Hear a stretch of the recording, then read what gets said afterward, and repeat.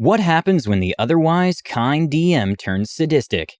Hi everyone, All Things D&D is back with another story. This story was submitted by our viewer Valtion. I love the way that this DM uses the game as therapy for his players. It's a refreshing outlook on the game that I think we can all adopt. Of course, it isn't always sunshine and rainbows. Listen to how his players react to the darker side of this sweet DM. This is a glory story about the best group of players that I've ever had the pleasure to DM for, and how they dealt with the sudden emergence of a cursed item. I have an online group on Roll20 in Discord that my wife and I put together out of a bunch of our friends at the outset of COVID-19. We had been planning to run a game in person for months, but hadn't found the players, didn't have the room, and a half dozen other smaller reasons.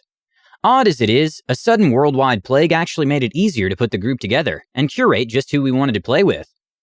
We've had a few near misses with some potential problem players, but those were always dealt with pretty quickly, before they could do too much harm. Pretty much everything involved in this game is homebrew, including the races, classes, and subclasses, balanced by the unofficial Elder Scrolls tabletop role-playing game online community. Mostly. I have a few fun things in there for myself. The cast that we've settled on for this Skyrim-themed game is as follows. Aizla, an Orsimer Orc Glamour Bard, played by my sister. Ataze, a Redguard Crusader, Paladin equivalent, played by the youngest of our group. Olivia, a Breton Druid equivalent, with a direwolf pet named Leto, and the newest addition to our group. Quintus, an Altmer Mage, who I homebrewed a meta-magic option for, which will come into play later in an epic way. Sissa, a Bosmer Necromancer, played by my lovely partner, and the dedicated healer. Tazita, a Khajiit Thief, who's literally a child, and is the heart of the party.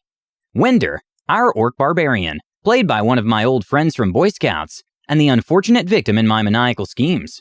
The story starts properly with a bit of explanation about the way our group plays. Almost to a T, every player in the game, including myself, suffers from a mental illness of some kind, including but not limited to borderline personality disorder, manic depression, manic anxiety, autism of varying degrees, and a few others.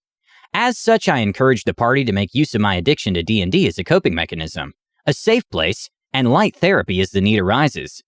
If someone just can't play that night because they've had a bad day or are out of spoons, we stop everything to do something else. Maybe I'll reveal a secret magic item or story clue that they can look forward to, with vague hints about how they can go looking for that. Maybe we'll play a game online, or just chat on Discord for a while about our lives and the random stuff that we deal with. And when I'm out of spoons and need to reschedule the game, they're all extremely understanding. It fills me with pride when my players say that they count the days remaining until we play again, or how they don't think anything in the world could prevent them from wanting to play the game with us again and again.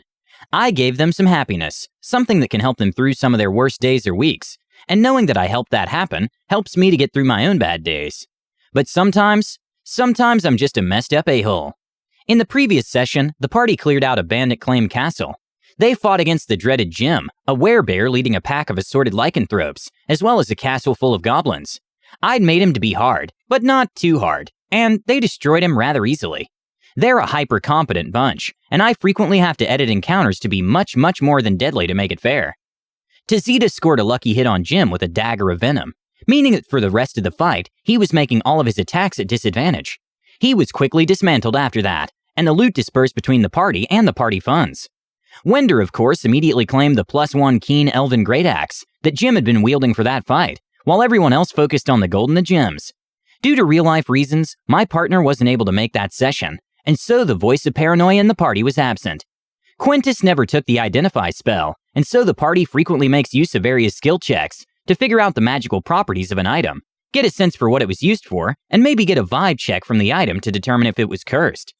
Nobody checked the axe, and so I schemed. My partner has survived much worse DMs than myself, and so their paranoia has saved the lives of the party multiple times. But if my players wouldn't pick up on why they were so paranoid, perhaps I could train them, show them the consequences. In that moment, I was, most definitely, the a-hole. 2 words, Berserker Axe. From the castle, the party had also looted and intercepted communications, leading them to a nearby Dwemer ruin that Jim had apparently helped to supply with slaves to work the mines. Up until this point, they'd effectively been sellswords, all working together because they were being paid to do so. There was certainly an element of found family, of course, but it was in this moment that they decided to go out and fix something that was wrong, merely because they felt they should. The players collectively realized and said, "Hey, should we go be heroes?" Yeah, why not? The next session picked up with them descending the Dwemer elevator. There were elements of people having been through there recently, a corpse of a slave found nearby, and a hidden pair of magical boots resized to fit the wearer. This made them smile, but they didn't know what was to come. The party moved into a room with a tall ceiling and Dwemer pipes running along the walls, but only a couple of them had a passive perception high enough to notice the hundreds of red eyes on the ceiling blinking. Swarms of skeevers raced down the walls, activating the defenses of the room and releasing a few Dwemer spiders to deal with the threat. They were quickly dispatched, and I was so happy when Winder reached for his new axe to cleave a spider in two. It worked like a charm. 2 attacks, enraged, spider was gone. But these spiders explode in a shower of sparks when destroyed, dealing half damage on a successful save. And so, I asked Winder to make a wisdom saving throw. 12. All right then, I said, and moved on with the fight. Not even a round later, the last of the enemies were dispatched. But I didn't close the initiative tracker. I moved to the next turn in the initiative order, Winder. Winder's player was sitting across the table from me that night. I handed him a D3 I'd picked up at our local game store and told him to roll.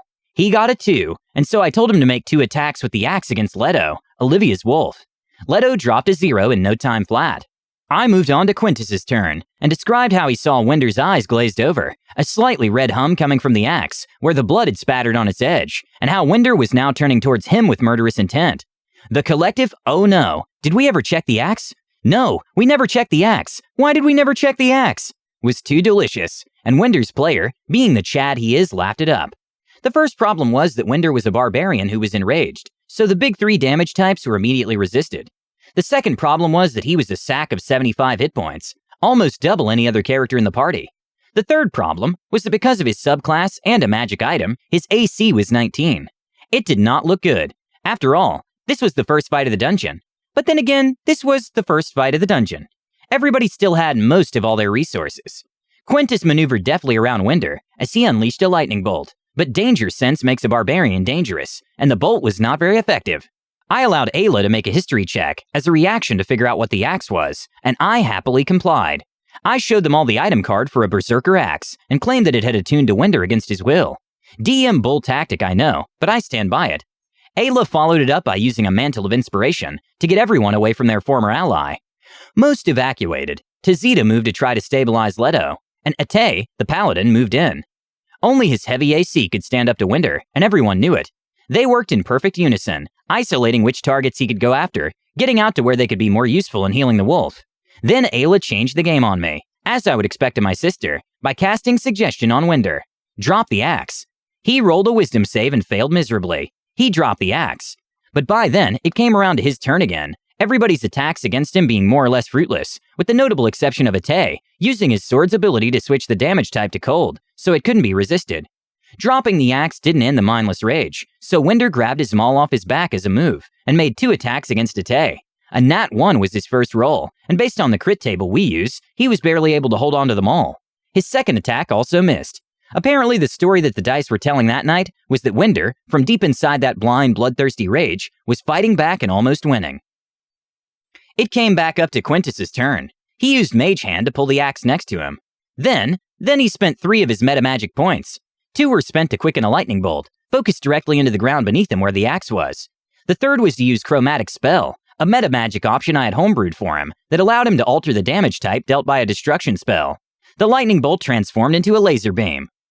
He focused this 100-foot 20-square laser beam directly down onto this axe and the ground beneath it. If lava can do it, I figure a concentrated laser beam can as well. I told Quintus to roll a d20. When he rolled a 5, I ruled that given the close and powerful force being focused into this single point, it was difficult for him to control, and the laser ran around beneath his hands like a drill bit that skitters across the surface of metal, not finding purchase, but dealing massive damage. I went ahead and multiplied the damage dealt to this axe by 5.